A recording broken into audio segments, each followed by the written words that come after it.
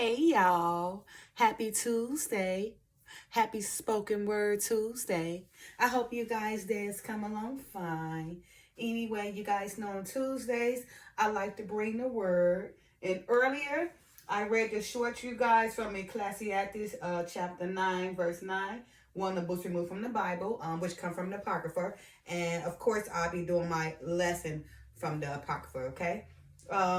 And the short, this basically, was about men needing to, set examples and not get entangled with married women because they're not your property and they don't belong to you, right? We have so many married couples because, of course, it's applied to women too, but I'm focusing on men for this lesson.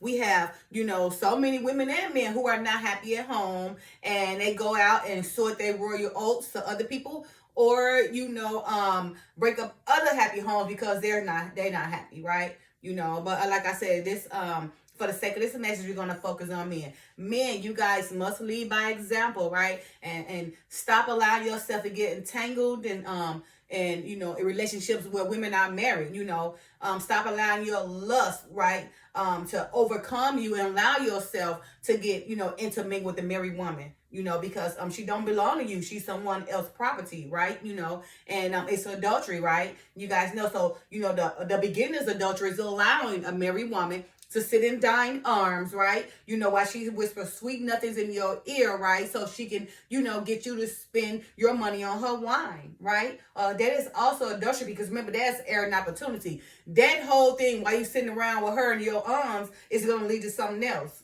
Am I wrong? I'm not, right? And that show was from Ecclesiastes 9, verse 9. One of the books removed from the Bible reads as follows. Sit not at all with another man's wife, nor sit down with her in thine arms, and spend not thy money with her at the wine, lest thine heart incline unto her, and so through thy desire thou fall into destruction. And it's exactly what it says, right? You sitting around there, you okay, and you allow this beautiful woman, who done made herself up, looking good, walking around smelling good, come and watching you, what you doing, setting her eyes right on you, knowing she not happy at home, but she see one, she like, oh, I got him, see a fool knock him, so she coming in, to look at you and see what you got, right? Coming in, peeping at the scene, looking good, smelling good, sit down, peeping you though, already got her eyes on you, how she finna wheel you in, and here you are, the fool that you are, lusting, allowing your lustful desires to overcome your brain. You allowed this married woman, allowed you to get entangled with her, where she came in your space, whispering all these nothing in your ears and convincing you, manipulating you to spend money on her, knowing that she don't belong to you and she's someone else's property. Of course, you got to know that what goes around comes around, and we reap with the soul. So as soon as you get your wife, or if that woman get her husband, the same thing gonna happen to you. So we got to be careful, on how, we lead ourselves. We got to lead by example and don't get caught up in other people's marriages, right? Don't commit adultery. Again, men, lead by example and don't allow yourself to get intermingled with the married woman as she is somebody else and she don't belong to you because she's someone else's property, okay? Today I'll be reading out Ecclesiastes chapter 9, one of the books removed from the Bible, the Apocrypha, okay? Verse 9, chapter 9, verse 1. Be not jealous over the wife of thy bosom, and teach her not an evil lesson against thyself.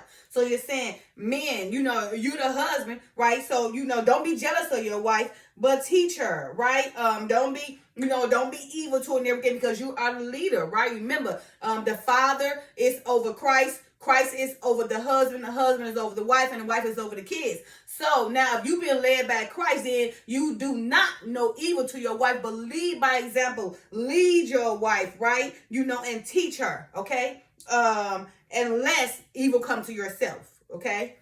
Verse 2, give not thy soul unto a woman to set her foot upon thy substance, right? So don't really say, don't give her, don't just fall out into it, give her everything, right? Well, she got her whole hand over all your finances, over everything, right? So she can take everything you got, because you done gave your soul all over to her, all your substances over to her to make her the sole head, the sole overseer over all your substance, being the foolish you are, and now she took you for everything you got. Verse 3, me not with an harlot, lest thou fall into the snares, into her snares. So a harlot, is a prostitute, or someone who who makes a living out selling herself for money. They consider that a harlot, right? So the Father saying, through the word, meet not with the harlot lest thou fall into her snares, because she gonna do nothing but will you in. And now, if you got a happy home, you're gonna destroy that, because she's gonna drop it like in front of you, like it's hot, make it look good, make you feel good, just for a moment. So that little moment causes you a life full of damage. Okay, so don't get caught up, with people who sudden themselves, for a little bit of change, doing, strange things for some change. Okay. Verse 4, use not much the company of a woman that is a singer, lest thou be taken with her attempt. So they're saying, don't be around, don't be in the company of all these women knowing, what they're capable of. The woman got power, okay? So you've been around these women, like they're using singer, but a singer have charisma, like she know how to sing her way into something, into your heart and everything, right? So if she's not singing with a good way, and then she's doing it in a bad way to will you in, and to overtake you. All right. So it says, use not much the company of a woman that is a singer, lest thou be taken with her attempts. Right. Unless you fall with her snare. She sings to you long enough, you're going to fall. Okay. So don't allow yourself to be in a predicament where you're around a lot of company of beautiful singing women. Okay. Verse 5, gaze not on a maid, that thou fall not by those things that are precious in her. So it's saying, gaze not on a maid. You got a maid, and you got your woman in the house. Let that maid do her job. Don't be looking at her, manipulating her, right? Willing her in, okay? Because now you're getting her to fall. Now all her precious things about her, now that fell, because her job was to be a maid, not to be manipulative, right? So she won't fall, by the things, that was precious to her. Now because you manipulated the maid, she don't know no better. Now she lost everything because you manipulated, deceive her, and now she confused, and now she's probably into it with your girl or your wife, okay? Because you men allowed your lustful desires to overcome, the feelings that you have for this maid, not taking in, consideration that you married or you have your better half already living there with you in the same house with your maid, okay? Verse 6, give not thy soul unto harlots, that thou lose not thine inheritance. So they say another harlot. Don't give up everything to a harlot. You sit there and she done made you feel good. Now you done gave her everything. You done lost everything. Now you this bumless, homeless bum walking down the street because you let your little head, make all the decisions for your big head, allow your little head, to go inside the harlot, which she knows what she's doing. You don't know what she's doing. So she done please you, beat you and everything. Now she taking you for all you got. Because your lustful desires, all because you need to feel good in that moment. Okay. Verse 7, look not round about thee in the streets of the city, neither wander thou in the solitary places thereof. So they said, don't be in the streets all the time. Relax, right? Don't be all around through the streets, wandering around in solitary places, but have something to do. Have a purpose in life, right? Because that's just an idle way of thinking and get you caught up. Okay.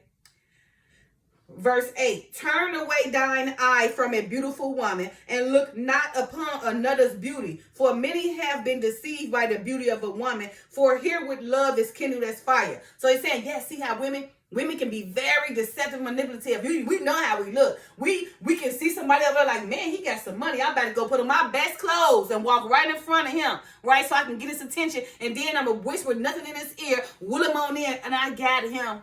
Because all he wants is a good feeling. He just wants some type of woman in his ears or in his bed, so I can give him what he wants. But my intention is to drain him dry, and it's gonna happen because all he wants is that feeling for this moment. I'm gonna take him for everything. Okay, because that's what I do. Me being a harlot, a prostitute, that's what I make money off being a harlot and a prostitute. So I can give him all his, take everything he got, because he's too stupid to control his little head with his big head. Instead, he'll allow his little head to control his big head. Okay. So again, the Father said, turn away thine eye from a beautiful woman. Don't look upon her beauty, because that's how she deceive you. Okay, especially if she got a lot of witchcraft on her face. Okay. Verse 9, Sit not at all, and this is the verse I done for my short this morning. Sit not at all with another man's wife, nor sit down with her in thine arms, and spend not thy money with her at the wine, lest thine heart incline unto her, and so through desire thou fall into destruction. So again, men, don't allow yourself to get entangled with married women, right?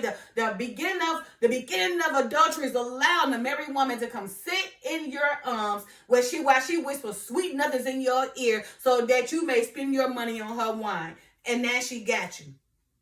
Okay, so if she's married, she don't even belong to you. And of course, she must not be happy because she all in your face. So she's not getting some of that home. So now she destroy another relationship or destroy your happiness, destroy your independence, destroy everything you got because she know all she got to do is drop it like it's hot or make you feel good. She can take for everything you got. Okay, so men, again, be leaders. You got to control your lust, okay? You got to be leaders so you can be a leader for the next man. So, you can have respect and discipline and not allow your little head control your big head. Well, if that woman married, look, you don't belong to me. You another man's property. You guys got to get on that. If you get on that, then women will stop throwing themselves married women stop throwing themselves because they're not happy and destroy their own life and go in and bring more drama to somebody else's life. Okay? Men, you have to set examples. You got to lead by example and put the message out by denying these married women so they don't keep on thinking they can overcome you. All right. Verse 10, forsake not an old friend, for the new is not comparable to him. A new friend is as new wine. When it is old, thou shalt drink with pleasure. He said, forsake not an old friend. Them old friends they can't compare to the new you anyway, right? You can drink them up, throw them away. And you already know you renewed your mind. So that old person is old news. They can't compare to you, right? You done what you had to do. They see you leveling up. They see you moving forward, but they still stuck in that old wine, them old vessels, to the point where they can't even compare to you now because the renewed you is way past that. Okay. So when it's old, thou shalt drink it with pleasure.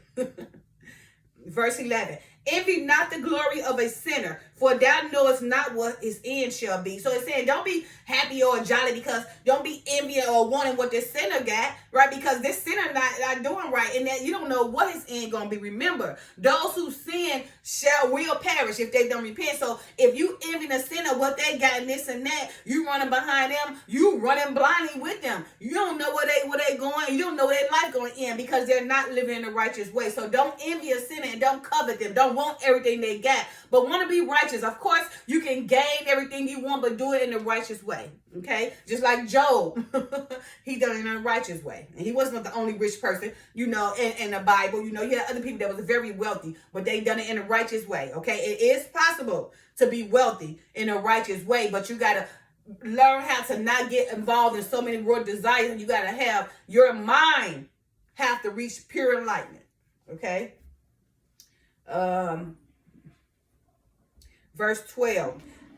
Delight not in the thing that the ungodly have pleasure in, but remember they should not go unpunished into their grave. So you see, the verse before this said don't envy a sinner, and then right now, it's basically, paraphrasing or re-saying it. Delight not in the thing that the ungodly have pleasure in. You see, don't covet over them. Don't delight in what the ungodly have pleasure in, because trust and believe that end is not going to be so well, right? It say, but remember, they should not go unpunished unto their grave. You see, so they can do all they want to do and have all this fun and do all these pleasure things that pleasures to them, right? But if they don't repent before they die, then they're going to be punished right to their grave. So again, don't envy a sinner. Don't covet an ungodly person that loves to do pleasure, because they will not go unpunished. And in the end, they will be punished right up into their graves. Okay?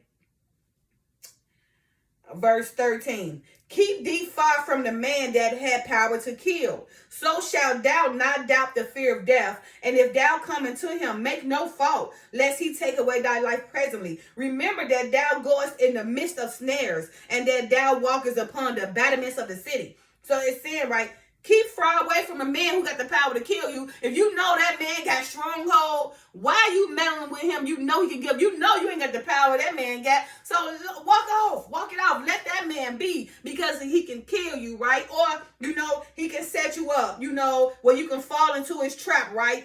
So don't make no faults, right? Don't cause him no problem, because he can take away your life presently, because he have a stronghold and have power and everything, right? And remember that there's a lot of snares, right? He can set you up and everything, right? And remember that when you're walking around in the battlements of the city, in the streets, everything is possible. Anything can happen. So you see this person got a stronghold and got power. Don't go put yourself in a predicament where you make your own self at fault, where you now become dead because you thought that you could handle this person that had all this power. No. You don't got enough power to, control that person in power. That person got all the money and the power to control you, and he got people that can do the controlling for him. So don't make yourself at fault around powerful people, because it only leads to death. Remember that there are snares everywhere, and this whole city, whole earth, it's a battlement that you have to face each and every day, right? So be wise when you walking through these streets, and don't be walking all through the night. And again, don't get caught up with a powerful man, who have enough power to kill you. When you make yourself at fault, knowing that you don't have power like them, and that they have that great stronghold over you. Let it go. Verse 14. As near as thou canst, guess at thy neighbor and consult with the wise. So I'm just saying, if you can, hopefully you got discernment. If you can, guess at thy neighbor, right? See right through that person, know how that person is, right? And also get counsel, get advice from a wise person. Get advice from a counsel, if you have a problem trying to figure out what kind of person this is. But, use your discernment, right? Trust and believe, if you're working for the Father, you're going to read right through it anyway. But if you're not working for the Father, you having a hard time trying to see what this person is like, then go ask somebody that's wise. Ask somebody, or say something to somebody that this person did, and they be able to answer it. That wise counsel, right? But always take a chance to guess at your neighbor, see what they are, and, allow them to prove you. Or allow them to prove themselves to you. All right? Verse 15. Let thy talk be with the wise, and all their communication is the law of the Most High. Right? So it said, let thy talk be with the wise. Again, go to counsel, go to somebody wise to get information. Don't go to nobody who's not wise, who's a sinner who having pleasure and all that things. Don't go to them, because you're going to be led blindly, right? But the Father through the word says, let thy talk be with the wise, and all thy communication is the law of the Most High. So be careful what thou speakest. Whatever you speak, make sure you keep in the Most High in your mind, so you can speak in a righteous way, okay? So again, let thy talk be with the wise, and all thy communications in the law of the Most High. Be careful what come out your mouth, okay? Because power, let me see, how you get power, life and death is in the power of the tongue. Okay.